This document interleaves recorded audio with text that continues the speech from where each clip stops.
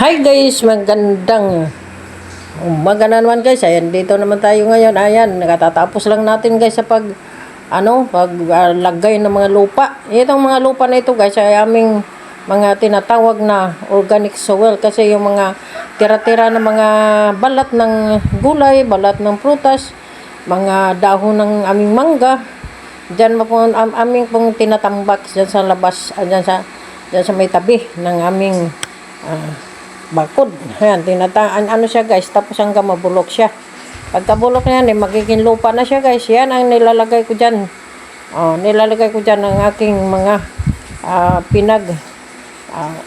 tatapon na mga balat ng mga prutas at mga papaya. Katulad mga papaya guys, mga balat na papaya, balat ng mga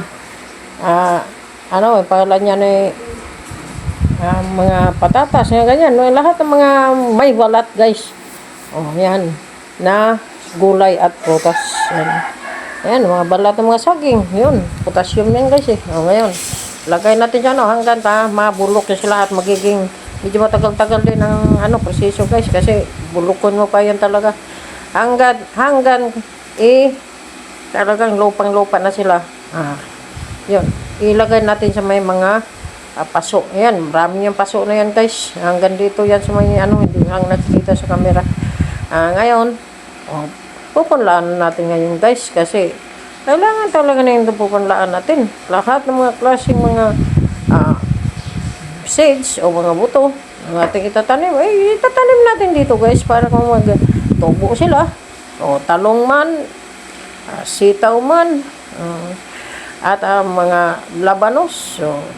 Ito nga mga labanos guys hindi wala problema ang labanos guys, dali siya maglaki, dali maglaman, dali siya mapakinabangan guys ang ating labanos. Yan.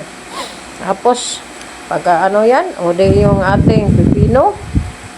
May pakwan pa nga dyan, watermelon guys. Hindi ko pa punla kanina. Yan. Yan na may ito guys. Maraming salamat. Huwag kalimutan i-share and like and comment. Kung nagustuhan ko yung video, subscribe na lang po, share. Maraming salamat.